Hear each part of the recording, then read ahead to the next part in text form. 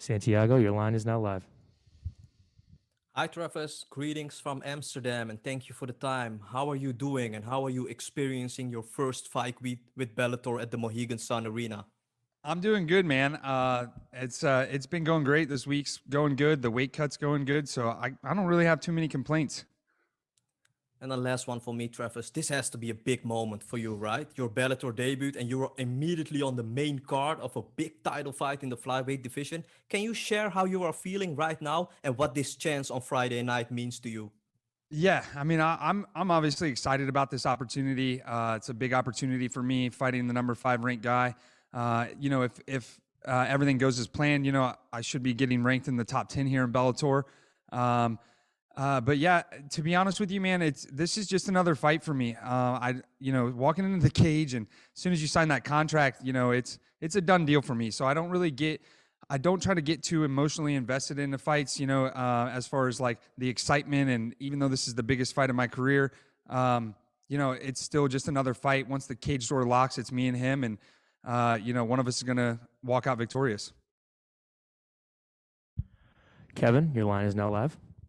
Hey, Travis. I never met a fighter with the name like Travis Davis, a rhyme and pair. Listen, in your time in the OCL, you did boxing and, mixed martial arts, right? And you're actually coming off a boxing bout. So explain to me, going into the biggest MMA fight, do you think it was wise to, have a boxing bout as your last fight? Yeah, man. So I try to box as much as I can. COVID kind of ruined a lot of the boxing shows for a while. We were able to, I was able to get some MMA fights during COVID, but couldn't get any boxing fights.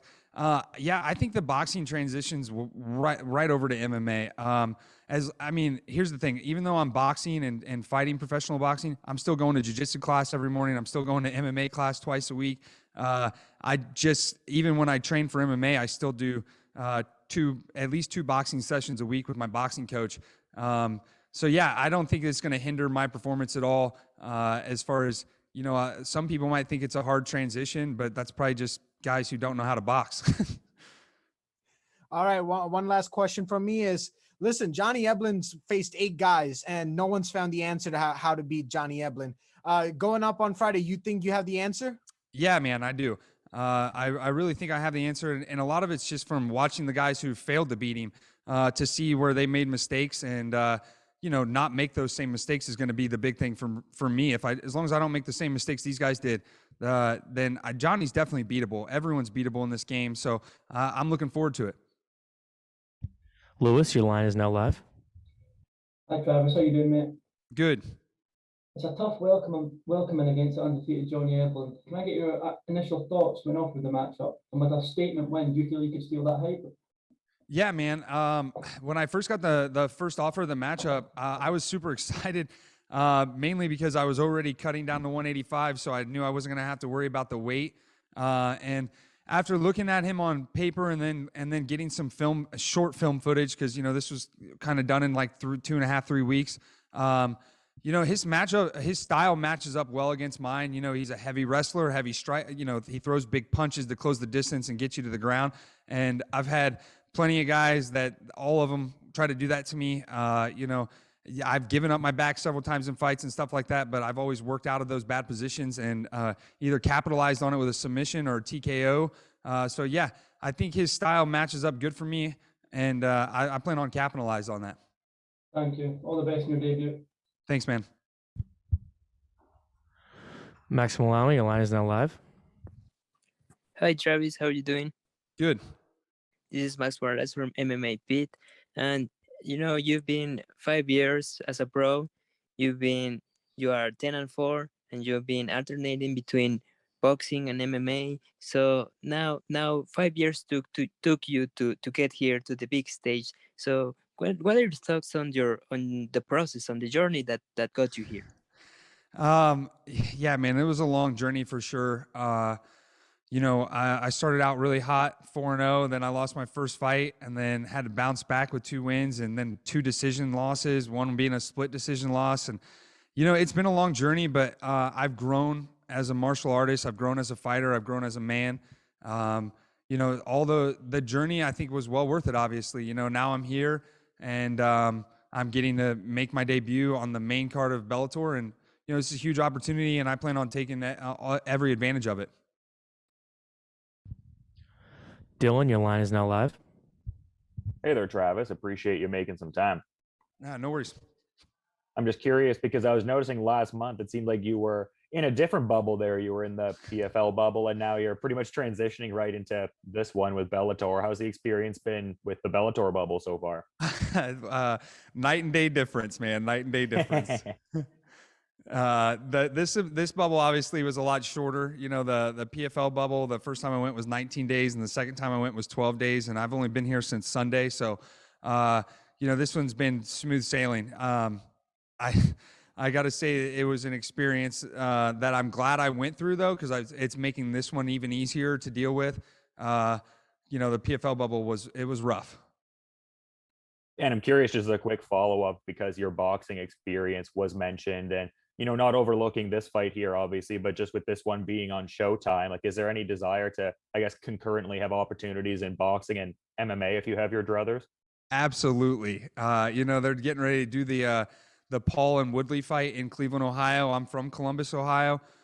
So if if all works out, I would love for Bellator to say, hey, yeah, I win this fight and they let me continue to box outside the promotion with Showtime.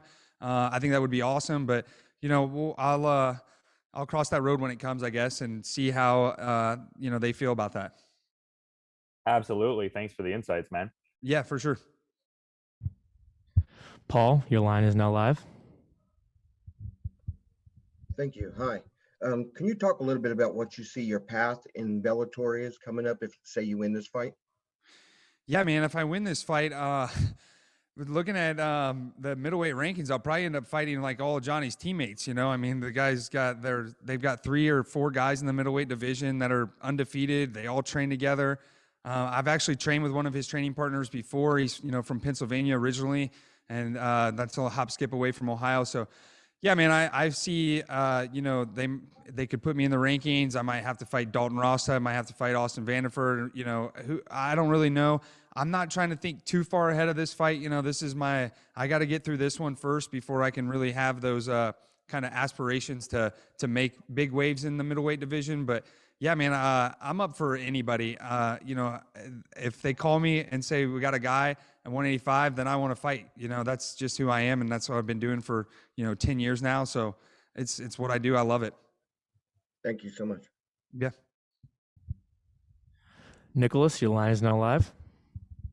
Travis, thank you for this time. My question is, fighters from the Midwest sometimes get labeled as just being grapplers or wrestlers. Do you think that people overlook the striking ability that Midwest fighters actually bring to MMA? Yeah, man, for sure. Fighting in the Midwest, you face a lot of grapplers. I mean, to be honest with you, I started out as a heavy grappler. I took everybody down when I was an amateur, all the way, until I turned pro. And once I turned pro, because in Ohio, you can't use head kicks, you can't use knees to the head as an amateur. And then like Pennsylvania has even crazier rules. You got to wear shin guards and all this stuff. So it's a very heavy grappling area. Obviously you got Ohio State and Penn State and all these top wrestling schools. So it's a very heavy grappling base, but there are a lot of really good strikers out of Ohio. And I have some of the best strikers in Ohio that I train with. I get sessions with Matt Brown, and I go and train with, Dan Spawn is my main training partner. And I got some up and coming guys at my gym that are really phenomenal strikers that aren't even that great of grapplers yet, but they're better strikers. So, I think the Midwest is definitely overlooked a lot, not just even in the grappling aspect, but just in MMA in general, man. There's a lot of talented fighters in Ohio and in that area that just haven't got the opportunity yet on the big stage. And I think a lot of them you're going to start seeing a lot more Midwest guys coming up. Appreciate that, man. Thank you. Yep. All right, Travis, that was the last one. Thanks for taking the time. Thanks, man.